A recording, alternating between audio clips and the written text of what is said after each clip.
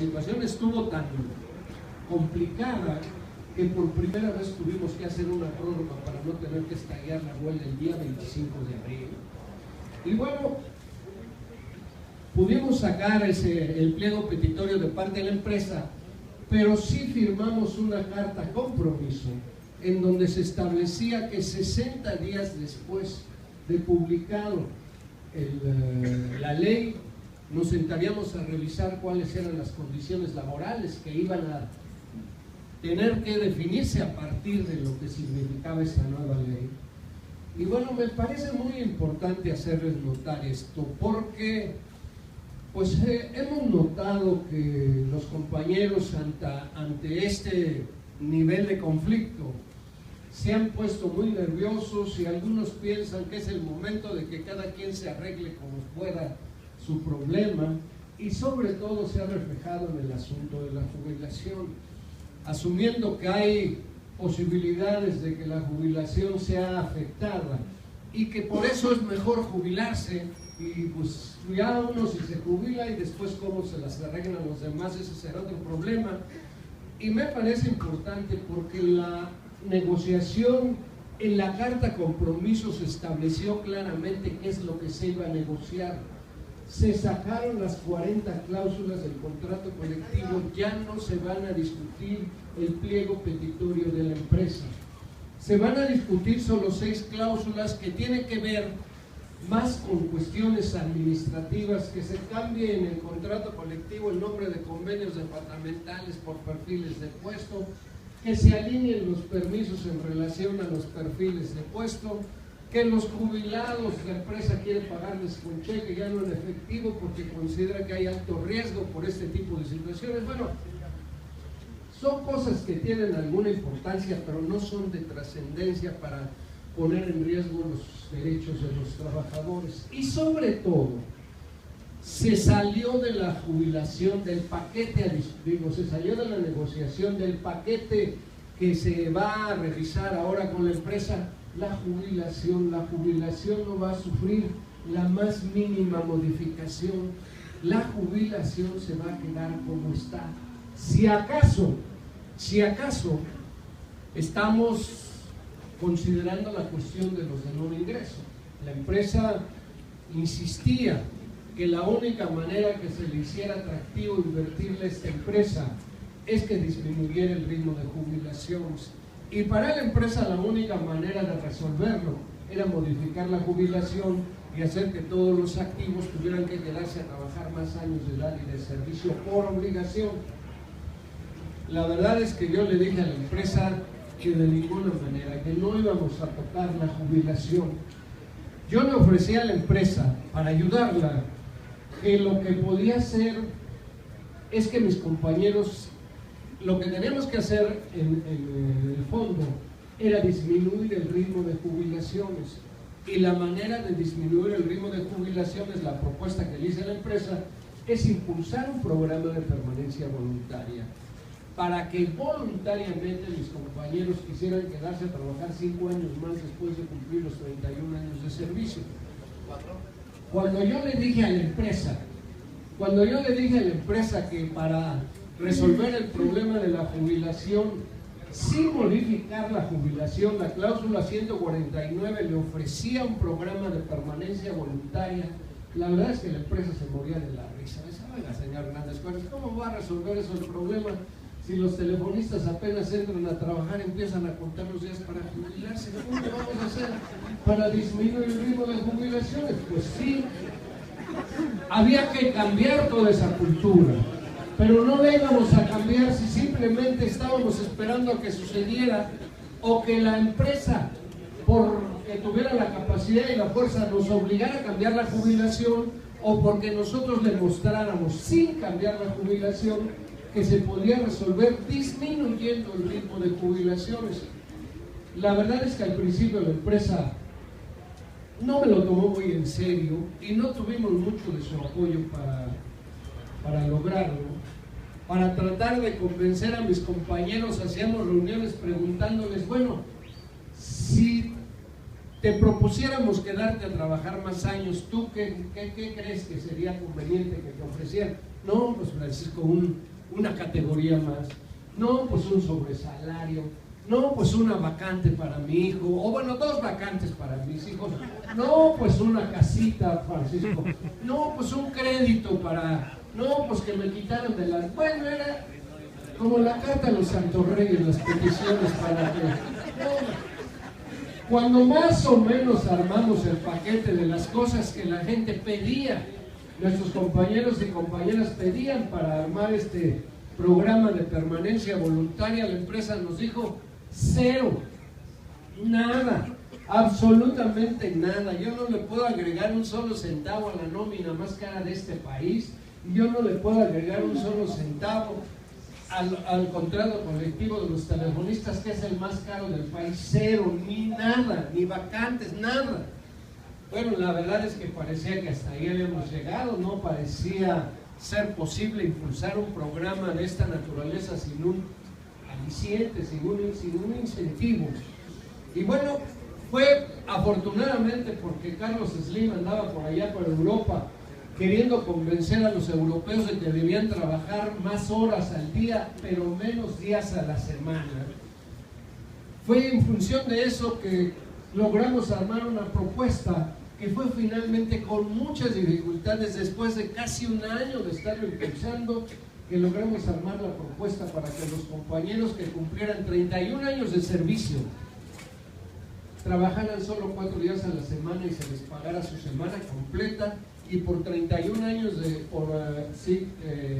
también los que cumplieran 31 años de servicio, por 4 días de productividad recibieron sus 5 días de productividad completas. Y bueno, a regañadientes con esa propuesta, pero pudimos echar a andar el programa a partir de 2013. Y bueno, inclusive nosotros queríamos ampliarlo desde los 30, desde los 25 hasta los 30 años, ni eso quiso la empresa, ni eso quiso, pero había que echarlo a andar, porque si no lográbamos contener el ritmo de jubilaciones, la situación se iba a complicar.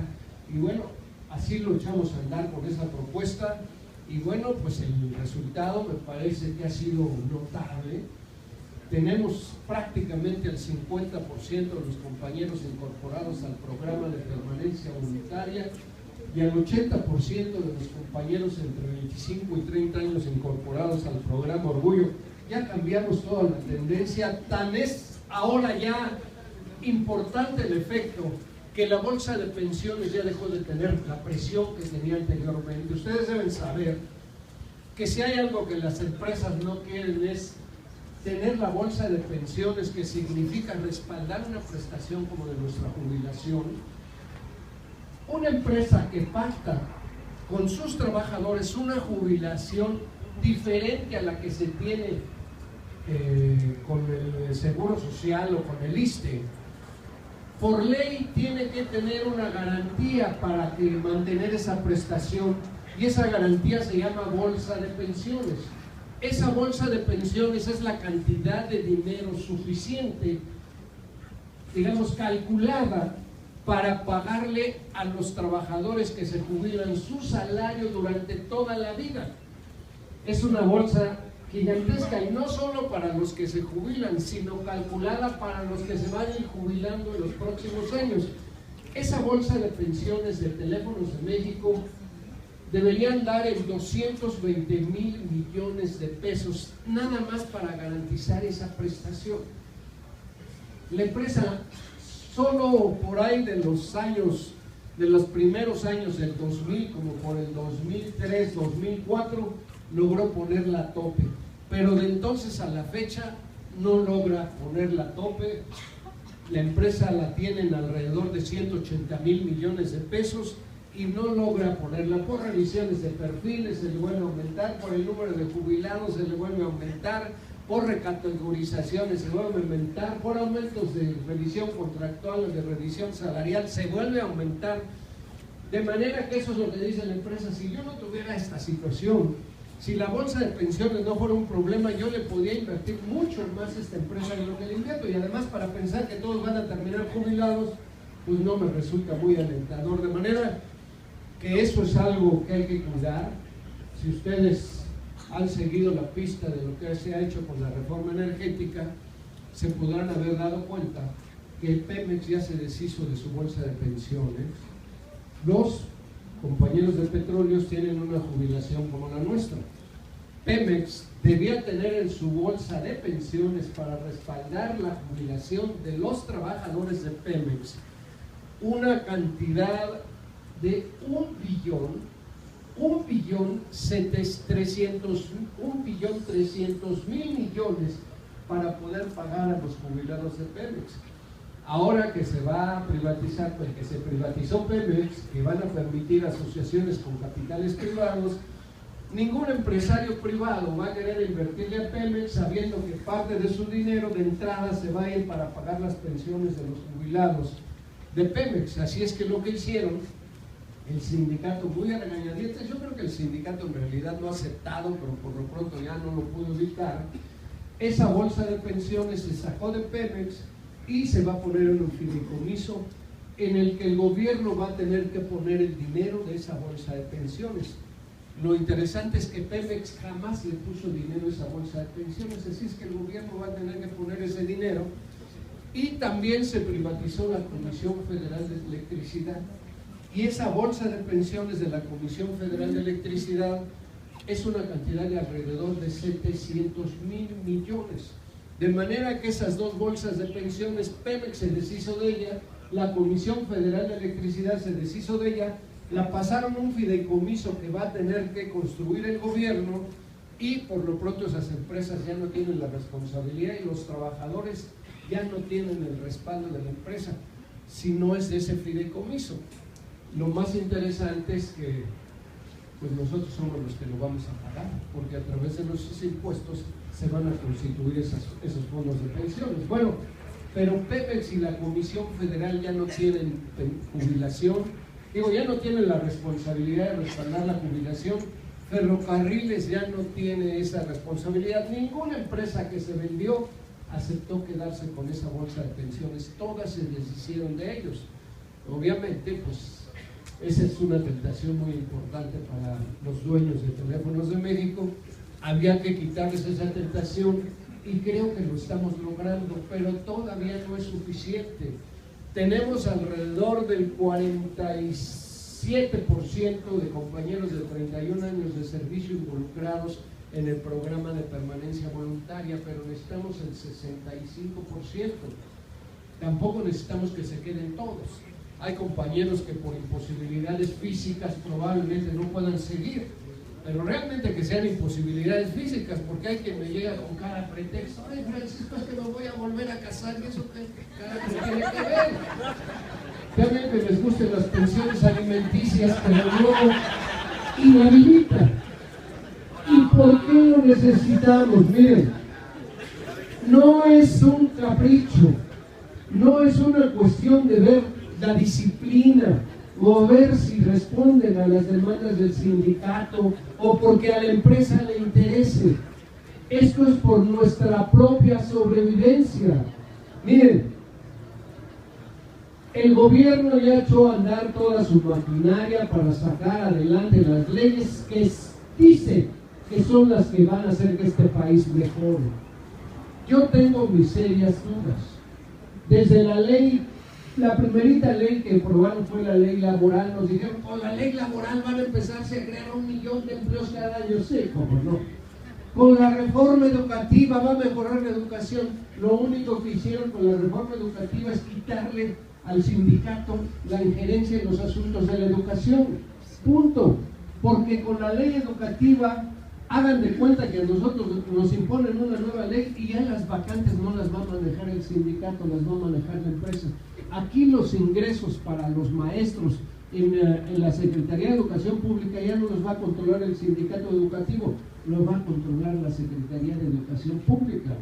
Ya no va a haber nombramientos de delegados por parte del sindicato en ningún lugar del país, todo lo va a controlar la Secretaría de Educación Pública. No es cierto que la ley educativa va a ser para mejorar la educación del país, no hay una sola propuesta para que la cuestión académica mejore bajo ninguna circunstancia. Pero ya ven ustedes, con la ley de telecomunicaciones fue para promover a Televisa y golpear a las empresas telefónicas. En la reforma financiera lo que hicieron fue darle facultad a los bancos para que los bancos se puedan cobrar a la de a fuerza de los deudores. Inclusive los que no le quieran pagar a los bancos los van a poder meter a la cárcel. No tienen nada que ver con darle mayor capacidad a los bancos para prestar. Bueno, al final sí es eso, porque los bancos ahora van a poder prestar con la confianza de que no les pague, se van a poder cobrar a los chinos metiéndoles a la cárcel. O ahora tenemos el problema de que cobramos por nómina.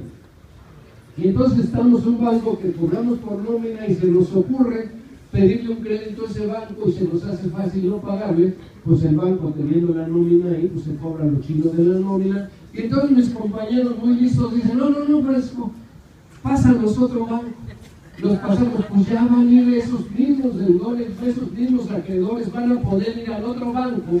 Los bancos van a estar interconectados entre sí para cobrarles de donde haya, No van a poder ser. Es más, ya los bancos van a poder requerir directo. Ustedes dicen, no, pues entonces no me metas a ningún banco, que no me paguen por nómina, a mí que me den mi dinero en efectivo, sí.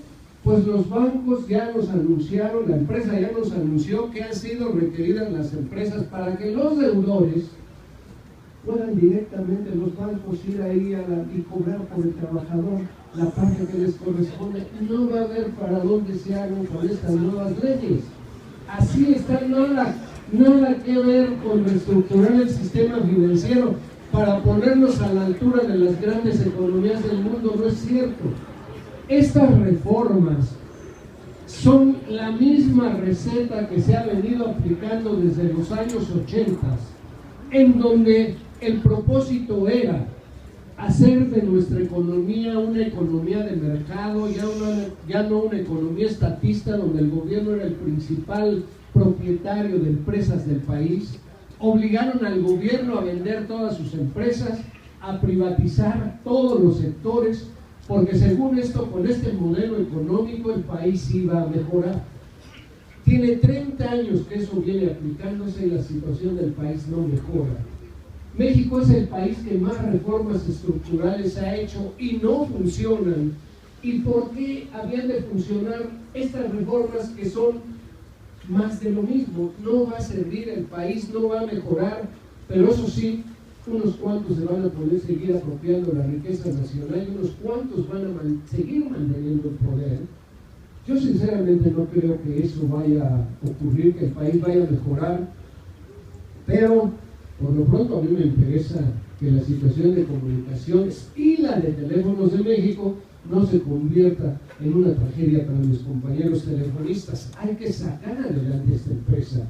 Y créanme que si no va a depender de nosotros, yo dudo mucho que los dueños vayan a hacer lo suficiente por esta empresa. Los veo desanimados. Ellos sinceramente sienten que se les ha cargado mucho la mano y que por más esfuerzos que hayan hecho en mantener la inversión, en crear la infraestructura, en apegarse a las reglas que ellos les dicen, simplemente no han querido quitarle las cadenas a Teléfonos de México para que pueda funcionar como una empresa plenitud. Y bueno, están ahorita esperando qué decisiones se van a tomar. Ellos ya han dicho, bueno, ok, nos ajustamos a las reglas que ustedes nos ponen, aceptamos las leyes que ya dispusieron, pero lo que